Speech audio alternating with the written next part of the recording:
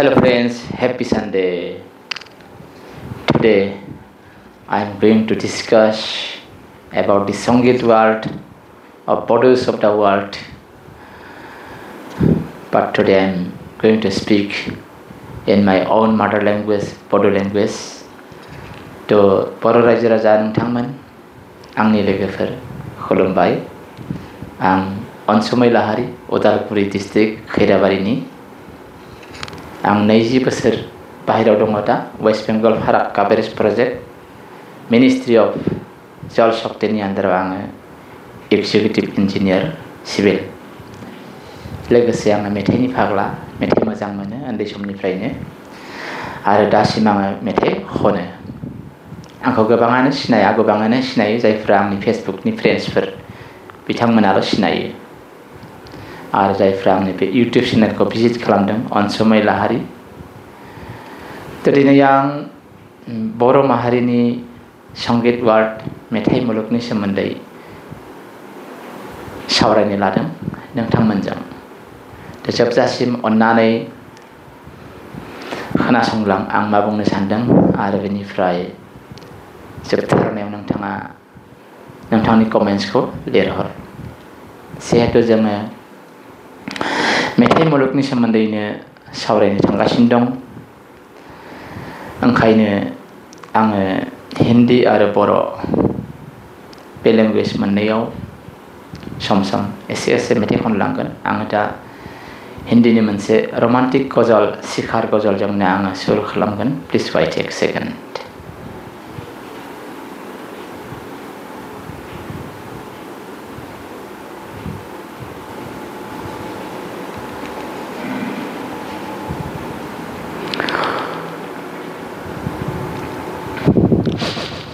तेरी तस्वीर को हम दिल से लगा लेते हैं,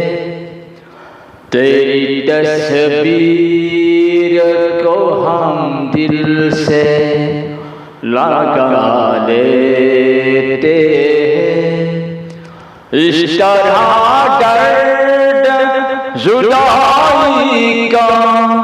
मिटा लेते हैं. इस तरह दर्द जुदाई का मिटा लेते हैं. तेरी तस्वीर को हम दिल से लगा लेते हैं, तेरी तस्वीर को हम दिल से लगा लेते हैं. यार परदेश में जब देख तेरा चीर जाए, यार परदेश में जब देख तेरा चीर जाए, यार परदेश में जब देख तेरा चीर जाए, यार परदेश में जब देख तेरा चीर जाए, अपनी भीगी हुई पलकों को छुपा लेते हैं. इस तरह दर्द जुदाई का मिटा लेते हैं. तेरी तस्वीर को हम दिल से लगा लेते हैं. तो फिर से मैं अपना बोडो लैंग्वेज में अपना संगीत वार्ड के लिए डिस्कस करना चाहता हूँ. तो राजा नोंथांमोन एक सेकेन्ड आङो एसे खामानि मावनो एक सेकेन्ड.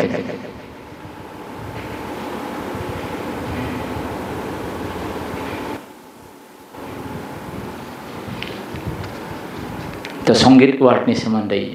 बेखौनो सावरायग्रोगोन। जों उन्दै समनिफ्रायनो गोबां बर'नि सिंगार्सफोर जोङो नुबोदों, खोनाबोदों। रेडिअ समनिफ्रायनो अल इन्डिया रेडिअ जों जेब्लानाखि उन्दै समाव रेडिअ खोनासङोमोन, बै समनिफ्राय दिनै मबाइल जुगसिम स्टेजाव नुबोदों, स्टेजाव खोनाबोदों आरो बेनिफ्राय बिदिनो रेडिअ बा केसेटफ्राव खोनाबोदों। नाथाय बिथांमोना दिनै बहा दं, मा जालांखो, मानो गोमोरलांबाय थायो जोंनि बर'नि गेदेमा सिंगारफोरा, गेदेर गेदेर सिंगारफोरा? रजनी सर्गियारिमोन बादि, कलाप बसुमतारीमोन बादि, मीना दैमारीमोन बादि आरो बिदिनो क'क्राझारनि चिरां डिस्ट्रिक्टनि आरोबाव मानाव गेदेर बिथांमोन अरुण नार्जारीमोन बादि मानो सिरि जालांखो, बहा दं, मा खालामो,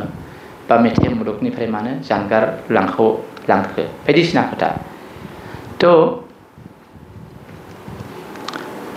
आं बयजोंबो सिनायजाग्राथ' नंखाया आरो मोजां सिंगारबो नङा, नाथाय आङो मेथाइ मुलुगनि फाग्ला नालाय आङो सानैसो लेजेन्ड, जोङो बर' रावाव जायखौ जोङो बर'फोरा लेजेन्ड बा मोजां सिंगार होननानै गनायनानै लादों दासिम, बिथांमोनखौ आं लोगो हमबाय। बिथांमोना बुंदों बर'नि सिंगार जानानै ओंखाम मोनजाया आरो बर'नि दुखु गोनां मेथाइफोर खननानै जेबो लाब गैया, जेरै जांख्रिथायनि मेथाइफोर बायदिसिना। निस्सय माबा मोनसे जाहोन दं। मेथाइ खनगिरि जानानै ओंखारबोदों आरो बेनिफ्राय गोमोरलांफिनदों। ना जोंनि बर' माहारियासो मेथाइ मुलुगखौ सिनायाखै, ना बिथांमोनखौ रेसपेक्ट होआखै, माबा मोनसे निस्सय रहस्य दं। आंथ' उन्दै समनिफ्राय दिनैसिम नुबोदों, थारैनो जोंनि बे नर्थ इस्टआव दस्रा हारिखौथ' बुंला, आंनि हारिखौनो बुंदों आङो। जोंनि हारिनि मानसिफ्रा, बर' मानसिफ्रा रंजाब्रबनो हानाय जुदि नोंथाङा मेथाइ खननानै होनो हायोब्ला बेखौसो मोजां सिंगार होननानै बुङो। जुदि बिराद क्लासिकेलनि बिराद डिफिकाल्टिस मेथाइ जुदि नोंथाङा खनोब्ला बेखौ हयथ' सानैसोल' मानसिया मोजां मोनगोन। फुल रायजो राजाफ्रा, बर' रायजो राजाफ्रा बेखौ मोजां मोना। जोंनि बर' रायजो राजाफोरनो मेथाइ नांगौ जास्ट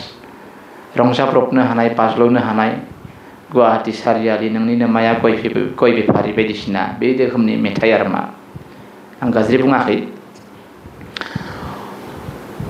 जोंनि बर' माहारियाव दाबो मेथाइ मुलुगनि जांख्रिथाय फैयाखै। फैयैनि मेन कारना बेबो जानो हागौ, जोंनि बर' टाउन सहराव मोजां मिउजिक कलेज गैया, मोजां मिउजिक स्कुल गैया, मोजां मिउजिक टिचार्सफोर गैया, बेफोर आरो मा। बा जोंनि जाय सिंगार्सफोरमोन बिथांमोना मोजां क्लासिकेल लायाखै, क्लासिकेल लादोंब्लाबो लाब्रबनाय लकेल सोरबा बिदिनो फिसा फिसा टाउनाव गामियाव थानाय सोरबा एसे सोलोंनाय बिथांजोंनो सोलोंदों। माने जायहा माने क्लासिकेलनि फुल नलेज गैया बेबायदि टिचारनि खाथियाव सोलोंदों। दा फुललि क्लासिकेल सोलोंनोब्लाथ' गिदिर सहराव थांनांगोन, गुवाहाटि, कलकाता, दिल्ली, बम्बेफोर बायदियावहा। जाय हक बेफोरबायदिनि जाहोन जानो हागौ, माने एसेल' सोलोंदोंमोन आरो बिनिफ्राय फांसनाव गान खनदों, केसेट दिहुनदों, मोननैसो मेथाइ खननानै बर'नि मुंदांखा जादों। बेबायदि मेथाइ खनगिरिफोरनि मेथाइफोरा इभारग्रिनबो जाया आरो सिंगारनि नामाबो इभारग्रिन जाया। थ' आंनि बुंनो लुबैनाया जाहैबाय मा, जोंनि बर'फोरनि गेजेरावबो नेसनेल लेभेल, इन्टारनेसनेल लेभेल बयजोंबो मोनफ्रोमबो स्टेटआवनो मिथिजानाय बायदि सिंगार ओंखारनांगौ। जोंनि बर' रायजो राजानि गेजेराव जांख्रिथाय सोमजिखांनांगौ। जोंनि बर' रायजो राजाफ्रा, बिमा बिफाफ्रा गावनि फिसाफोरखौ मिउजिक स्कुलाव फाथायहरनांगौ, मिउजिक कलेजाव फोरोंनांगौ, मेथाइ दामनाय देनाय, मोसानाय मुसुरनायनि मोनसे एनभाइरनमेन्ट लाबोनांगौ। जोंनि बिमा बिफाफ्रा खालि मा, मोजां कलेजाव फरायहोनांगौ, मोजां टिउसनजों फरायहोनांगौ, गथ'फोरखौ मोजाङै गाइड खालामनांगौ, बिनिफ्राय डाक्टार इन्जिनियार जानांगौ, मोजां साख्रि मावनांगौ। दा बे दिना बिदिनो सोलिबाय थायोबाथ' जानाय नङा। मुलुगा सोलायबाय, दुनियाया गोबां दावगालांबाय, जोङो मानोथो उनफिननानै थानो। आं मोजां स्पिकार नङा, प्रथमबार आङो माने बे इउटिउबाव आङो बिदि माबा मोनसे बुंनो होननानै ओंखारदों। दा खुगायाव जाफैयो बेखौनो बुंगोन। गोरोन्थिफोर जायोब्ला नोंथांमोना निमाहा हो। मानो होनना बुङोबा आं बेसे स्पिडआव बुंनो गोनां जादों, टाइमा थोआ। थ' बेनि सिगां आं सम सम बुङाखैमोनबा सम सम बर'निबो मेथाइ खननानै लानो होननानैहा थ' बर'नि मेथाइ जालायथोंसैलाय एसे थुख्रासे जिउनि ओंथिया थारैनो लाथिख' थ' फ्रेन्ड्स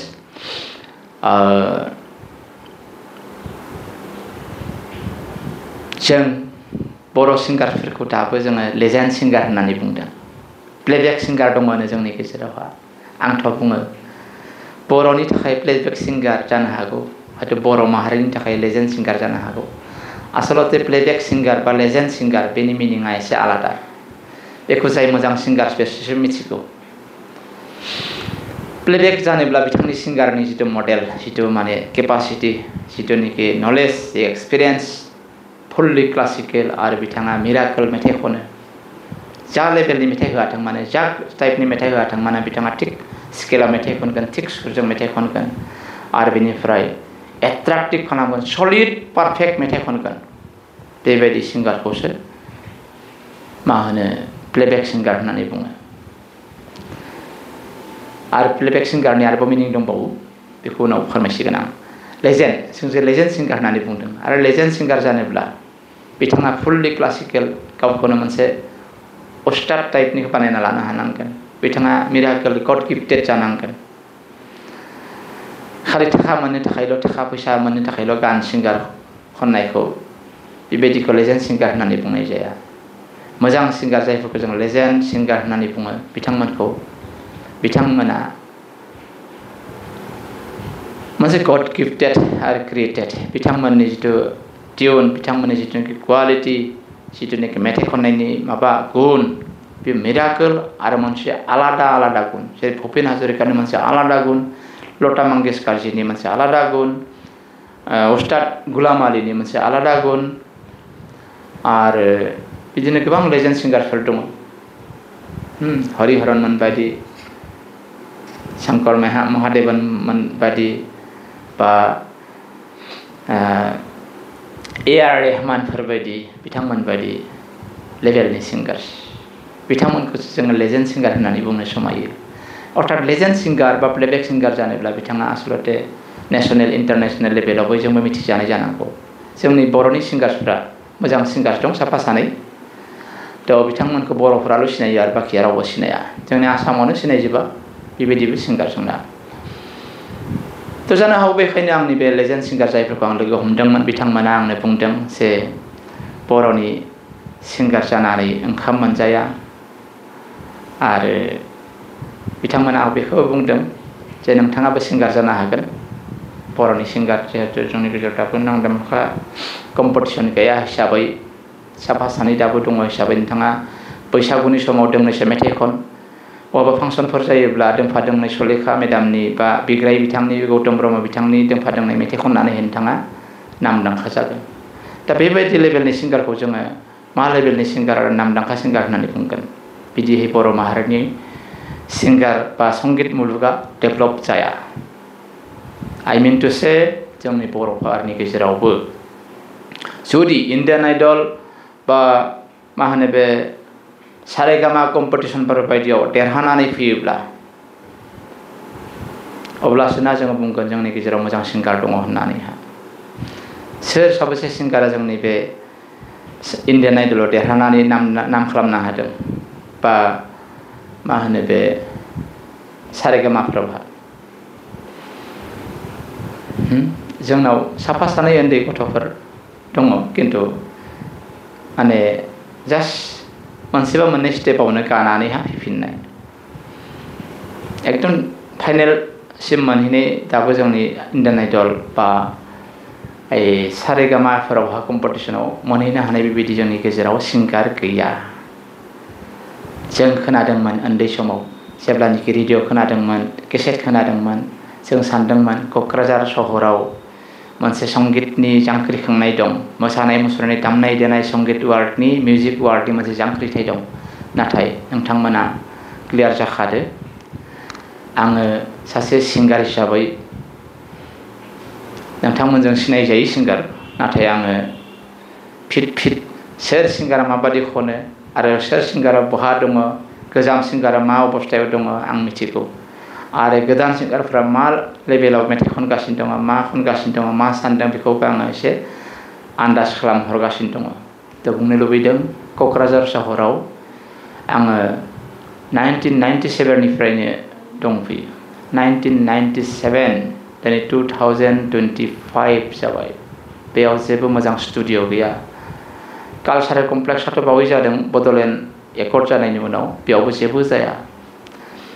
ना मोसानाय ना मुसुरनाय ना दामनाय देनायनि कम्पिटिसन जोंनि बिमा बिफाफ्रा गान बा सारेगामा खननाय बा गिटार दामनाय मोसानाय बेफोरखौ एकदम गुरुत्व गैया जोंनि क'क्राझारावबो गैया जाय क'क्राझारखौ जोङो सेन्टार होननानै सानदों बेयावबो गैया उदालगुरियावथ' गैखायानो मानो होननानै बुङोब्ला बेबायदि खालामोब्ला जोंनि फरायनाया गथ'फोरनि फरायनाया बरबाद जायो होननानै जों सानो आं गावनो जेब्लानाखि गसाइगावआव सासे एजेन्सिनि आन्दारावहा खामानि मावगासिनो दंमोन बे समाव आङो हारमनियाम लानानै अनला देरायाव जेब्लानाखि गान खनगासिनो दङमोन सारेगामा बोगासिनो दङमोन अब्ला आरो गुबुन न' भारा थाफानाया आंनि दरजायाव धुम जोना फैदोंमोन धुम माने हिंसा आरो मा अन्थाइबो खुबैना हरदोंमोन दा नांलाय खमलायबो जादों अर्थात बेबायदि लेभेलनि जोंनि बर'फोरनि गेजेराव दाबो दं नोंथांनि न' खाथियाव जुदि गान खनोब्ला नोंथाङा निश्चय रागा जोंगोन आरो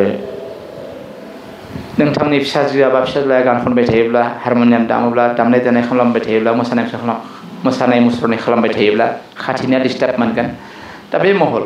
जोंनि बर'फोरनि गेजेरावहा आं बुंनो लुबैदों जोंनि बर'नि गेजेरावबो जांख्रिथाय फैथों जोंनि बर' माहारिखौ रिकुवेस्ट खालामो बिमा बिफाखौ रिकुवेस्ट खालामो गावनि फिसाफोरखौ फरायनायनि लोगोसे बे अपसनखौबो दोननाया मोजां मानोना बेबो मोनसे थांना थानायनि मोनसे प्रफेसनेल मानोना जों सिनायाखै प्रफेसनेल जोङो बेखौनो मिथिगौ जे ओंखाम मोनजाया बर'नि गान खननानै किन्तु सिंगार जानानै जे मेथाइ मुलुगाव हाबनानै जे संगित मुलुगाव हाबनानै जे करोर थाखानि मालिक जायो बेखौबोथ' बुजिनांगोन बे मोनसे अपसन दङ मोजाङै जुदि क्लासिकेल सोलोंनो हायोब्ला नोंथाङा गभर्नमेन्ट कलेजाव एडमिसन मोनो गभर्नमेन्ट स्कुलाव मा होनना बुङो साख्रिफोर मोनो बा नोंथाङा गावनो मोनसे बिजनेस खालामनो हायो गोबां गिदिर गिदिर कलेजफोराव नोंथाङा फेकाल्टि जाहैनो हायो दा बेबायदि खोथा बा नेसनेल लेभेलाव मेथाइ खननायनि जुदि सुजुग मोनोब्ला बलिउडनि जुदि सिंगार जानो हायोब्ला अरिजितमोन बायदि दिनै 400-500 करोड़ टाकानि बिगोमा जाहैबाय साननैसोआवनो बेनिफ्राय बिदिनो इण्डियान आइडलफ्राव जायफ्रा देरहानानै फैदों आरो जायफोरानोखि सारेगामाव देरहानानै फैदों उन्दै उन्दै गथ'फोर बिथांमोनाबो करोड़ टाकानि बिगोमा जाबाय थ' मेथाइ मुलुगाव हाबोब्ला जे मा होनना बुङो ओंखाम गोमायो बेबायदि नङा मेथाइखौ खनबाय थानो दरखार गैया आरो क्लासिकेल सोलोंबाय थानोबो दरखार गैया बेखौ मोनसे रेगुलार सिस्टेमाव लाबोनांगौ आरो बिमा बिफाफ्रा मोसानायाव हर जायहा गोसोआव दङ जायहा दामनाय देनायाव गोसो दङ बेखौ दामनाय देनायाव हर जायहा मेथाइ खननायाव गोसो दङ बेखौ क्लासिकेल फोरोंनो थाखाय फाथायहर जोंनि गेजेराव मा होनना बुङो मोनसे थुलुंगानाय लाबो सोरबाफोर जुदि मेथाइ खननो गोसो दङब्ला बिखौ सुबिदा खालामनानै हो सोरबा जुदि बिराद मोजां मेथाइ खनो नाथाय गोरिबथार बिथाङा हारमनियाम बा मोनसे सोलोंनायनि सुजुग गैया जोंनि बर' सरकारा जोंनि मन्त्रि एमएलएफोरा बा जोंनि खाथिनि जाय गोनांफोर बिथांमोना गंसे हारमनियाम बायनानै हो बा बिदिनो मोनसे जांख्रिथाय लाबोनांगौ जोंथ' जेब्लानाखि बड'लेण्ड एकर्ड जादोंमोन अब्ला जों खोनानो मोन्दोंमोन जे क'क्राझारनि सहराव मोनसे बिराद गिदिर मोनसे मिउजिक हल जागोन माबा जागोन दामनाय देनायनि जागोन बेयाव गोम गोम हर सान गोमसारबाय थागोन बर' हारिमुनि सोमोन्दै जोबोद जांख्रिखांनाय फैगोन दिनै बोरो जेबो गैया थ' कनक्लुजन नोंथांमोनखौ आं रिकुवेस्ट खालामो आंनि चेनेलाव भिजिट खालामनायनि थाखाय जोबोद धन्यबाद एसेबां धैर्य हमनानै आंजों आंनि खोथाखौ खोनासंनायनि थाखाय नोंथांनो आंनि साबायखर लोगोसे आंनि बे चेनेलखौ साबस्क्राइब खालाम शेयार खालाम आरो नोंथाङाबो जुदि मेथाइ खननो गोसो दङब्ला नोंथांनि बैसोआ बेसे 40, 45, 30, 35, 50, 55 डोन्ट वरी सोलोंनांगौआ जिउआव जोबनो गैया नोंथाङाबो हारमनियाम बायनानै ला जोंनि बर'फोरनि गेजेरावहा मानो हाया जानो बेंगलिफोरनि गेजेरावथ' न'खरफ्रामबो हय बिमाया नङाबा बिबैया नङाबा उन्दैया बिनानावा सोरबा बिमानैया मेथाइ खनो सोरबा गिटार दामो जोंनि बर'फोरनि गेजेरावबो मानो हाया जानो नोंथाङाबो सम दङ नोंथाङा दाबो सोलों नोंथांनि सोलोंनायखौ नुयोब्ला फिसौआ बा नोंथांनि फिसाया निश्चय आरो थुलुंखांनाय मोनबावगोन बेबायदि सुजुग मोनाब्ला आजिखालिथ' अनलाइनाव मोनजोबो आरो नङाब्ला आंजों जगाजग खालामनो हायो आंबो जेब्लानोखि 45 इयार्स ना 43 इयार्स जायो अब्लासो आंबो क्लासिकेल सोलोंदों दा आं 7 इयार्स माने कमप्लिट खालामबाय माबाखौ मा होनना बुङो बिसारत लानायनि उनावबो आं मास्टार डिग्री भकेल क्लासिकेल सोलोंदोंमोन बेखौबो सोलोंखांबाय आङो बेनि सार्टिफिकेटबो मोनबाय कलकातायाव गल्ड मेडेलबो मोनबाय आङो महाज्योति सदनाव अल इन्डिया लेभेलनि क्लासिकेल राग कम्पिटिसनाव आं जुदि आं बादिया मोननो हादोंब्ला अर्थात नोंथांनि गोसोआवबो हयथ' नोंथांनि जिउआवबो हयथ' लिरनानै हरनाय दङ खालि नोंथाङा फकास खालामनो हायाखै नोंथाङाबो हागोन बर'नि मोजां मोजां स्टेजाव मेथाइ खन फेसबुकआव हगार मोजां मोजां मेथाइ दिहुन नाथाय माबा मोनसे सोलोङाब्लासिनो गान खनोब्लाथ' जानाय नङा जेरै बुलायनो बयबो हायो नाथाय सोलोंनानै बुलायनाया एसे साबसिन जायो थ' आंनि रिक्वेस्ट लाजिनांगौ जेबो गैया एकदम कन्टेक्ट खालाम आंजों थ' थेंक इउ